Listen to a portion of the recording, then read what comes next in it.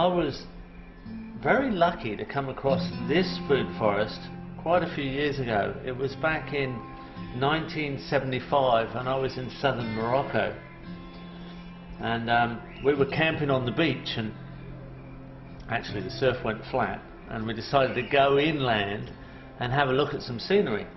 And I came across this rather unusual view.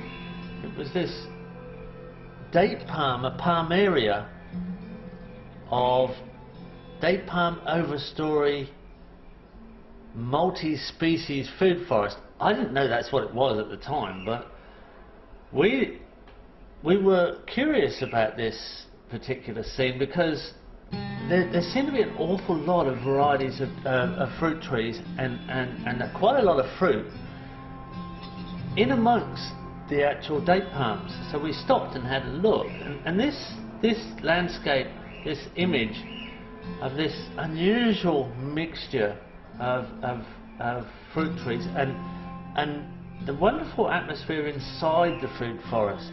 It was like a forest. It was cool, it was shaded, it was lush with a desert surrounded. It actually felt like you were going actually inside an organism. You were in something that made you feel very safe actually, and very secure. So that stayed with me for quite a few years, and I often thought back about this site in southern Morocco, and when I started to work in the Middle East and realised the Dead Sea Valley was exactly the same climate, with bananas as one of the main crops, only grown under irrigation, I thought back to this system in Morocco which had bananas in the understory.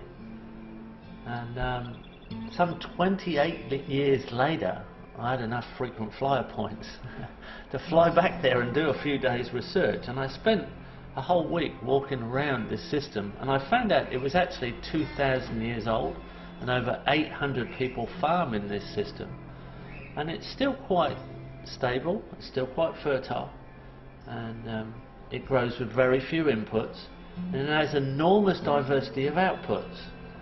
Date palms are the main overstory species, and it has an understory of olives, figs, pomegranates, guavas, citrus, mulberries, tamarinds, carobs,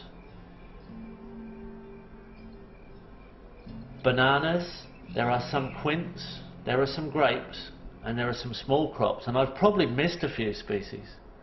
It's literally a classic oasis desert food forest, which are in their remnant form between North Africa and Central Asia. There are different varieties of this assembly of species, from the cool deserts to the hot deserts, and I believe this is the true image of an oasis.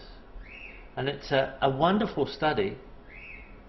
We have very large citrus trees in amongst the date palms, very large olives. In fact, the largest carob I've ever seen was at this particular site. And we should document these sites around the world while they still exist, before modernisation extracts all the young men into the cities to work in the factories, which is exactly what's happening. And the true knowledge of sustainable, extremely long-term multi-species tree systems may be lost forever. We should at least get into these sites, document them and photograph them well.